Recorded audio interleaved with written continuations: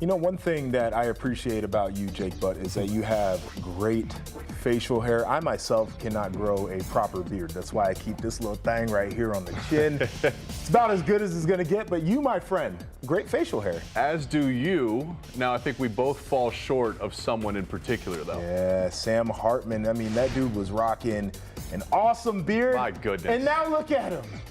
That My mustache goodness. is nasty. Nasty. What do you think that does to the O-line? You think the O-line, I think the O-linemen love something like that, you know? O-line, they're kind of a cliquey group. They see their quarterback's got a mustache. Think they're ready to go to war for him? I don't know, dude. I'm superstitious, and I feel like Sam Hartman has been playing pretty well, right? Like spinning the thing, got him that big victory over USC a week ago, and then he shaved the beard. Yeah. You should have shaved. I would have expected after Ohio State. Yeah. Right. That's going to be something interesting to watch, regardless.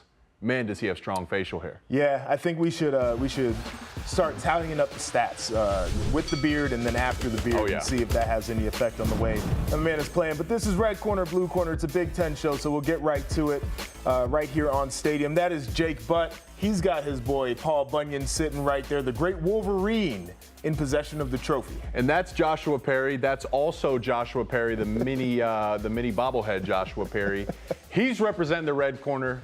Former national champion, team captain, and representing Ohio State this weekend. Big matchup. Yeah, big matchup. We got a lot of matchups on deck, and one of the things that we have asked you to do is to comment on some of this Big Ten football. You guys have done a really good job. We're still looking for submissions, but we do want to put one of our fans here on display, and that is Nolan, who sent us a question. What do you have to say? Hey, RCPC. Nolan Hall here with a quick Big Ten question. If you guys got rid of the Big Ten West and Big Ten East and just made it one Big Ten, where would you rank Iowa football? Thanks so much. Great show, guys. All right, thank you for the question, Nolan. He sent that to watchstadium.com/submit. You all can do the same thing here, but we got to answer the question. So regardless of divisions, where are we putting Iowa? First off, I'm just looking at you, Maryland. Why, Maryland? Why, Maryland? Why? You dropped the game to I wanted to put you there. You fight with Ohio State, so you forced my hand. Winning matters above all else. It's like the quarterback. Winning matters. I got him at 4. Yeah, I think I would put them at 4 as well. I want to say Maryland. I really do. But you can't debate what Iowa has done in terms of results this year. And it's not been pretty. And I've been very clear about the way that I feel about the way that they're playing football right now. But when you have a system where you can rely on playing great defense and you can rely on using special teams as a true factor in the game, I cannot call this team any worse than 4th in the conference. Right. It's an interesting topic because if you do away with divisions, how do they match up? You know, and here's the thing is like they got blown out by Penn State. Maryland, on the other hand, was in the game with Ohio State, but again, it's like at the end of the day, it comes down to wins. Yeah, it does. It does. And if we put Maryland and Iowa on the field right now, I think Iowa could do some of that thing that they like to do, which is take the football away. And Lia Tagovailoa, for all of the great things that he's done, he's a player that I have immense respect for. He's been known to throw it away. He might give it away. Yeah, you know, like he's been known to give the football up to the other team. So Iowa, I don't like the way that you are winning, but I do appreciate the winning. This is the funny thing, too, because, you know, it's little details. Like Maryland, it's been 3 or 4 weeks in a row. We're saying, can you figure out clock management going into halftime? You need to get points on the board, and yet no improvement's been made. The one thing about Iowa is you can say what they want about their offense. All the details outside of that are pretty buttoned up. So it's super interesting. And guess what, Joshua? We have another fan submission, and we're going to stick with Iowa. I think this one's for you in particular. So I believe this is coming from Chip, and we're talking Iowa. Chip, what do you got for us? My name is Chip Minnick. I live in Avon Lake, Ohio. And Joshua, I'm a big fan of yours. I usually respect your takes, but I'm going to have to disagree with you here on Tory Taylor. Yes, the Heisman Trophy is supposed to represent the best player in college football, regardless of position. Being an Ohio State fan, I could not agree more that Charles Woodson was the best player in 1997, deserving of the Heisman. But Tory Taylor is punting because Iowa's offense is so ineffective. That's what's giving him all those opportunities to punt the ball. So I'm going to have to disagree with you here, but it's not like I'm taking shots at your choice of Halloween candy. We could talk about that as it gets closer to Halloween. Thanks. Yeah, Halloween candy, I've got some hot takes on that. Candy corn. Yes.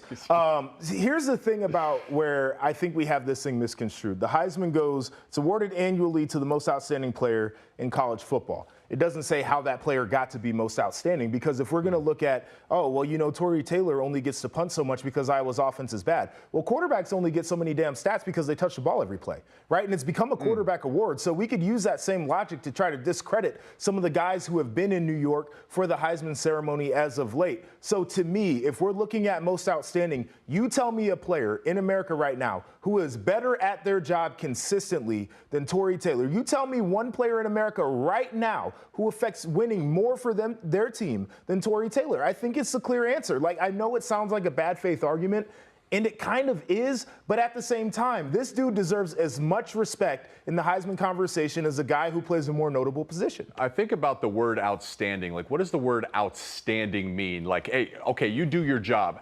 How above the standard and expectations do you do that job? And you brought up a good point, because all that asks is your individual position. I think the fact the offense has struggled as much is only add to the word outstanding for Tory Taylor's case. This team, Iowa, is they may not be a 500 team without a great punter. It's the old MVP argument. Most valuable player. Like, LeBron should have 10 MVPs, right? Because every team he's on isn't even a playoff team without him. He's valuable. Tory Taylor, where would they be without Iowa? He's outstanding every single week. I think that's the thing. Like, they put pressure on him the same way some people put pressure on their quarterbacks to go out there and spin it down the field, right? You know what they need to do? You know what can help his case? A couple fake punts. Let him throw one. Let him run for a first down. And we'll see what you have to say about that, Chip. I like that. I like that. And speaking of Iowa, we hear that Brad Evans, host of Live on the Line, has a little wager on the Hawkeyes game this week. Brad, what do you have for us? Hola amigos, Brad Evans here with your Saturday spectacular selection, and let's go to Iowa City and on this SGP. And if you're buying what I'm selling, come with me. Give me the Hawkeyes to win straight up. I'll take them on the money line. I'm going to parlay that with an elevated total. I'm going to take it up to 39.5 and slam the under in this Hawkeyes and Golden Gophers matchup. I put those two together. It's plus 105, believe it or not, at BetMGM. Yeah, Iowa's struggling offensively in pretty much all facets. Deacon Hill with a 4.4 YPA, yikes, on the season. He's only completed 12 passes his last couple of games, under 40% completion rate. But you look at Iowa, they have dominated this series. They are 9-1 the last 10 matchups against the Golden Gophers. And on top of that as well, they have hit the under in 7 of their last 10 games, stretching back to last season.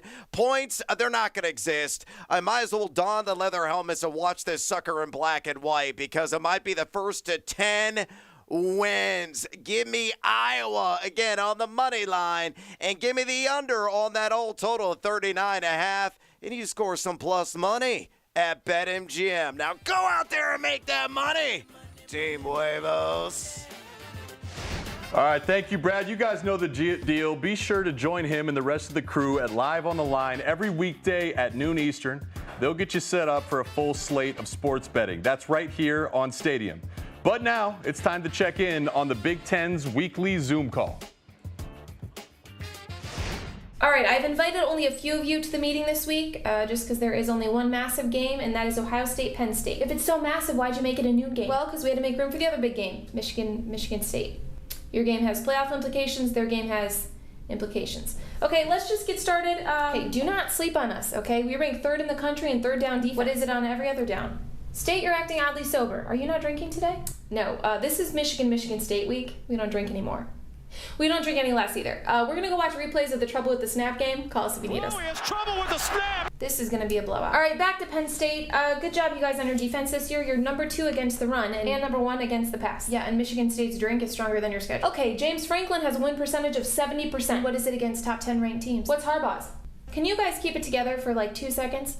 Anyway, okay, Penn State, you're struggling offensively. You're really gonna have to open up your passing game, take some shots down the field. Okay, Gus Johnson, stop siding with Ohio State. I am not. I'm just saying you have a pretty conservative passing game. We do not. Your passing game's about as far right as Jake Moody's kick last weekend. I hate everything that you are. I mean, Jake Moody missing a kick in Ohio. How about it? How about it? It's neither here nor there. We've got our girl in the studio here, content creator and football correspondent for Stadium, Annie Angar. How's it going? Great. Feeling good this week. A little nervous, but I'm fired up right now because we're talking trouble with the snap. Yeah.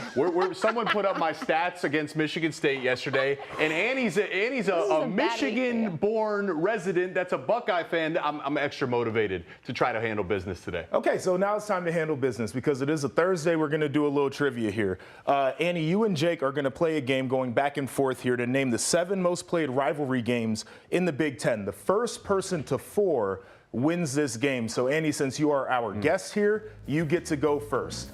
Most played, biggest, doesn't matter, just Most played. Michigan, Ohio State. Okay. All right. That's one for Annie. Michigan State. Okay, let's see. All right. That's one for Jake. Wow. Let's do Indiana, Illinois. Ooh. Is that it? I do not think that is on our list. Most played. Iowa, Nebraska. Iowa, Nebraska is not on the list Ooh, either. Okay. This is crazy. Okay, Oh, we're getting a little How about cold here, Wisconsin, guys. Nebraska? Oh, Wisconsin and Nebraska is a no. What? Wow. Do I have to wait for Wow, him to this go is till I quite go? shocking. Yeah. This is a tough one. Wow. Most played. Northwestern Illinois. Northwestern and Illinois. Hey, Okay. In-state There's gotta rivalry. be. What about Ohio State, Penn State? Penn State's gotta be in That there is somewhere. not on the list. You've got one. No, you. Look at Jake over here, like meditating for the answer. I mean, Did we say Iowa, Minnesota yet? we did not say that, and that is on the list. Hey, Should've known this hey. weekend. Jeez. Okay. Let's see. All right, who's got what? Dennis, we keep Gotta the be score another. upstairs. I got 3. I don't know, man. Michigan State, Northwestern. That that even a- is not on the list. You got 3. Mm-hmm. How do we Jake's not got have his number eyes 1 yet? closed, by the way, y'all. Said Iowa, Nebraska. We've said Iowa, Nebraska. We've said Iowa, Minnesota. Okay, we I don't said think we said Iowa. Did we? Did we said Iowa, Minnesota. Yeah, Minnesota. Woo! Woo! I mean, this dude is literally trying to get somebody to tell him. I want to say Rutgers, Maryland, because of the long history, but Maryland wasn't in the Big Ten, so I can't do that. So it's got to be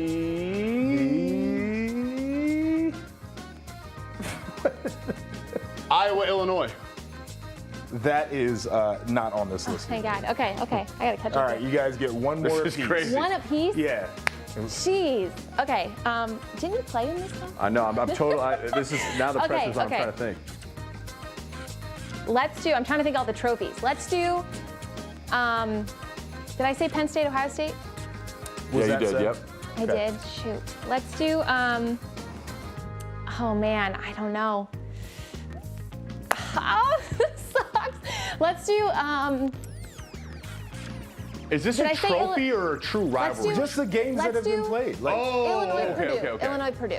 Illinois, Purdue is not on the list. Okay, Kidding just me. games that have been played. I mean, this is how we get to rivalries. Yeah, 'cause yeah, they've been yeah. around forever. Okay, Michigan, Indiana. Is Michigan and Indiana on the list? It is not. Oh Let's my go. gosh. What are we Yes, missing here? I know. All right, It's so an starting obvious with one. 7, we've got Minnesota, Michigan, Lil Brown Jug. We played for that one earlier this year. Paranoid coaches, they've been how did I paranoid miss that? forever. Okay, number 2, Indiana, Purdue. I said Right? Illinois, Purdue. Like, can we get a little in-state I wouldn't rivalry? have said got Indiana, that one. Illinois, Yeah, I and wouldn't have got Indiana. that one. I should have got Oh my And Minnesota, now, of God. course, Michigan. number 1, we're going with the little Oh, border war. I would not have guessed that. I Minnesota honestly and would not have guessed that. Wisconsin. How could we not have thought of some of these? 133 games played How is in that Ohio State, rivalry. Michigan? I'm folding under pressure lately And you know when what? it comes to The these shame games. of it is nobody wins here, so you're both losers. So take Wow, that. Take wow. that. Annie, we appreciate you hanging out with us, but we got to take a break right here on No Red Corner, excuses. Blue Corner. Now, coming up, does Jim Harbaugh run his mouth too much? There's more than a couple Big Ten fan bases that think so. So we hit up the message boards in just a few. And remember to stick around for Rivals Down South. At the bottom of the hour, the SEC guys will give us a blueprint of how to beat Alabama. Stay with us on Stadium.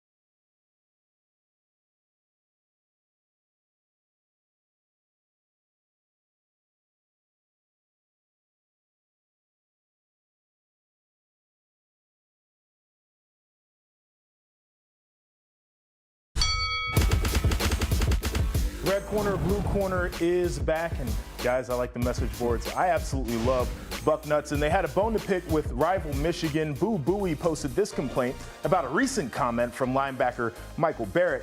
Quote, "Scum is a good football team, but the program is just plain arrogant. Ryan Day gets reamed for firing back after Lou Holtz came at him. But at Scum, this is just par for the course." Does he have a point? Does Michigan get away with more? Brother, take a deep breath, man. It's all going to be okay, all right? Hey, it's going to be okay. I know that one struck a chord because your ass has been kicked the last 2 years in a row. It's all good, though. Lou Holtz, he's 80-plus years old. That's why that was offsides. Jim Harbaugh's been saying this for years. Michael Barrett's just following his coach's lead. Here's the interesting thing about this Lou Holtz thing, not to rehash old stuff. I don't give a damn how old that man is. If he wants to talk trash, he should be ready Anybody for people can get firing back. Now, I do agree with you on Jim Harbaugh, and the program has talked like this for a while. I think it hits people differently now that they are winning at an extremely high level, and so people are going to be sensitive to it. They just need to make sure they keep that same energy if things do take a turn for the worse. But you know how I am. I like to talk a little bit of trash, so I'm not going to police anybody's trash talk. It's all fun. And trust me, listen, I heard it. How many times did I beat you in my career, right? Yeah. Zero, yeah. okay? Yeah. I heard it all day. I didn't earn the right to talk that. Michigan's earned the right to talk it, so take a deep breath. It's going to be all right. Yeah. That's what y'all need to do in Columbus. But let's get back to some general Big Ten talk here, where Nebraska's Memorial Stadium will be celebrating its 100th birthday. But what Big Red Nation really wants to celebrate is getting to a bowl game. The Cornhuskers haven't been to a bowl game since 2016, something that Matt Rule wants to change.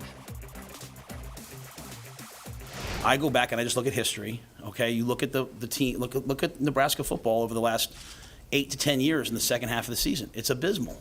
Okay, and that's not a knock on anyone. I respect the heck out of those. Those are good coaches, but like we can't be the type of team that we lose. We lost to Colorado. We're embarrassed. We come back. We win. We play okay. Not very great against La Tech, right? Then we go out. We get embarrassed against Michigan. Now we're embarrassed. Now we can play great against Illinois.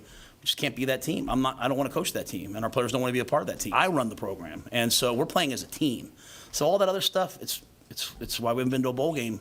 We're the only Power 5 team that hasn't been to a bowl game in a long time. So if I start talking about bowl games, I'm part of the problem.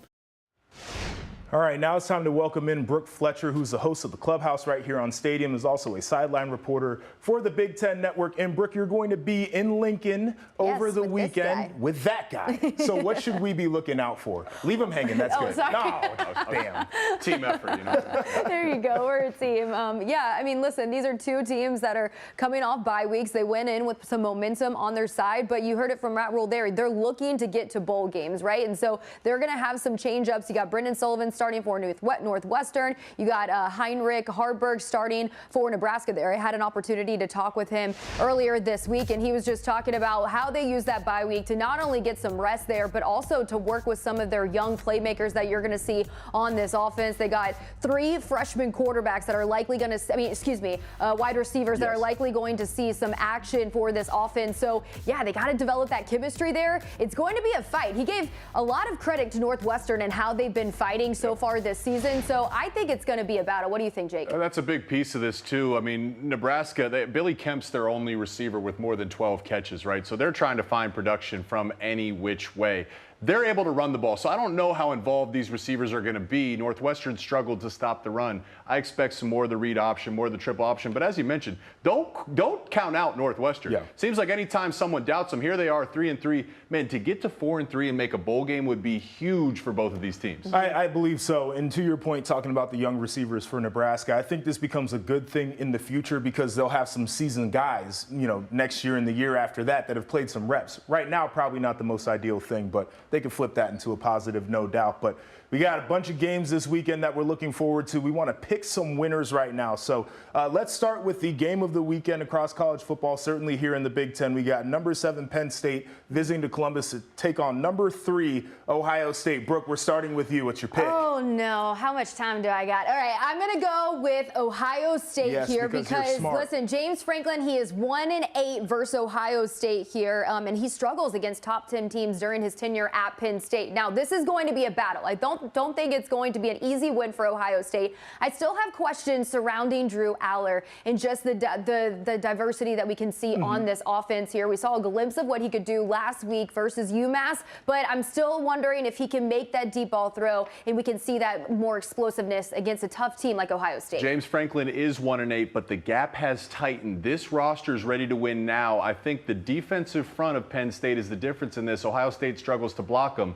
I'm picking Penn State. Yeah, this one, I'm going with Ohio State, and I think it's going to be a closely contested game. But as I went through the numbers, Penn State has played the average of the 100th best offense on average for their games this year. And so their defense, no doubt, is really good, but it's going to be a little bit of a different tempo when they face Ohio State. Okay, so next one we have number 16 Duke playing Florida State. Florida State, number 4 in the country. Duke has never won this matchup. Who you got? I know, that's what I was going to say. Duke has never beaten Florida State here. Listen, it's going to be tough, especially if Riley Leonard is not going to be good to go. I think it's just going to be too tough for Duke. I'm going to have to go with Florida State on this one. Yeah, even if he is healthy, the question is how healthy will he be? How healthy will he be? How effective can he be? Home field advantage plays a factor in here. I'm taking Florida State. I'm going Florida State on this one, too. I think they're a good team. They still have some flaws, but they should be able to beat Duke. Now we've got Michigan, Michigan State. Michigan, the number 2 team in the country. A little bad blood between these two. It's a rivalry game. I don't think we need to spend too long on it. Who we got? I'm going with Michigan.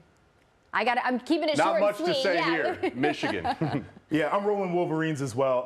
Well-oiled machine. I'm not exactly sure this game has to be close. Okay, so now we got another game with a little history to it. We got Minnesota taking on number 24 Iowa with the 133rd ranked offense in the country. Who we picking? I think it's going to come down to the defenses here. Iowa, I just think they're just going to overcome Minnesota here. Minnesota's got too many things they need to work out, but Iowa, they have their own struggles on offense. But I think I'm going to go with the Hawkeyes. I've learned my lesson, guys. I'm tired of picking against Kirk Ferentz. I'm taking the Hawkeyes, another defensive and special teams battle.